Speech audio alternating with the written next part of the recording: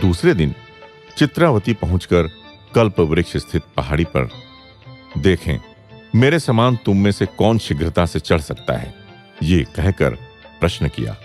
और भक्तों के धोती कसने से पहले ही शिखर पर पहुंचकर बाबा बोले, सब वहीं खड़े रहिए, ज्योति दर्शन पाइए। बाबा के खड़े स्थल से वृहद आकार का एक ज्योतिर्पुंज शीघ्रता से ऊपर गगन तक उठकर वहीं विलीन हो गया। आंखें खोलकर उस दृश्य को देखना असाध्य ही प्रतीत हुआ। मेरे पीछे ही खड़े 3 व्यक्ति बाबा चिल्लाते हुए पृथ्वी पर आ गिर पड़े। उनकी स्मृति विलीन हो गई।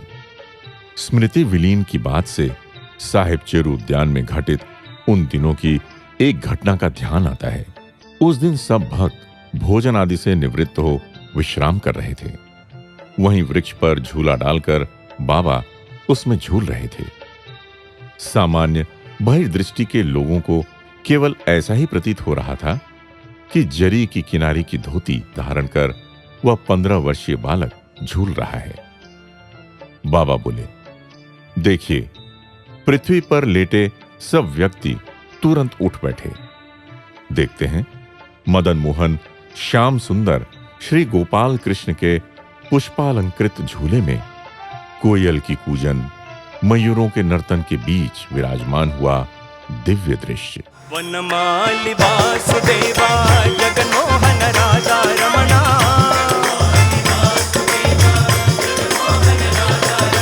जगन्मोहन राजा रमणा, जगन्मोहन राजा रमणा, शशिवदना सरसि जनयना जगन्मोहन राजा रमणा।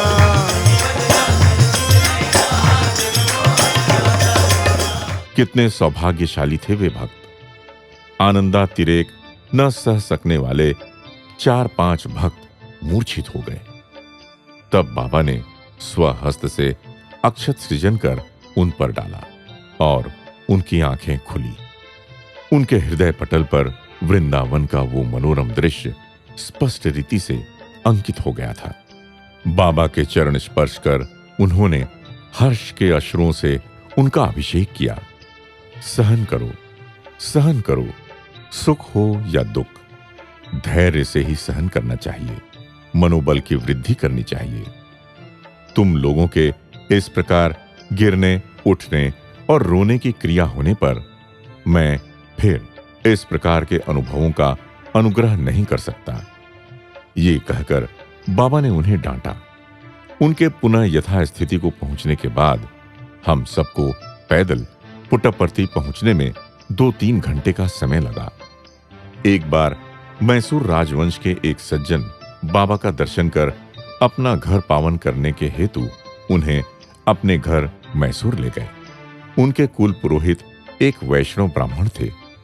नित्य नियमानुसार एक दिन उस राजवंश के देवता गृह में पूजा आदि से निवृत्त होकर घर की देहरी पार की और खड़े बालसाई को हाथ जोड़े। बाबा ने अपना अभय हस्त उठा दर्शन दिया। तब ये कैसा आश्चर्य!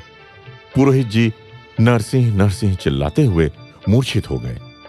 उनकी आंखों को वो छोटा आयु का बालक साक्षात नरसिंह अवतार के समान दिखाई दिया।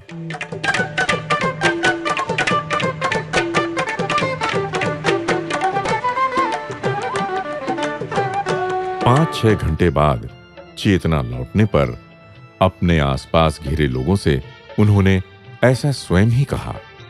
भगवान के विषय में वे कहते हैं, अपार दया सिंधु।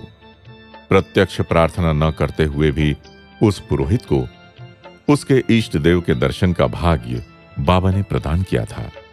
इसी प्रकार एक दिन अवकाश प्राप्त हेल्थ इंस्पेक्टर शेषगिरी राव से अचानक माया शक्ति का विवेचन करते समय देखो कहते हुए बाबा ने महाज्योति का सृजन किया।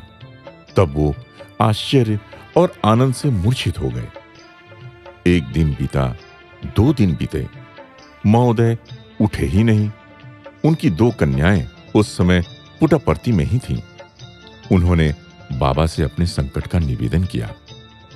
70 घंटे की मूर्छावधि पार कर शेषगिरी राव ने चेतना प्राप्त की।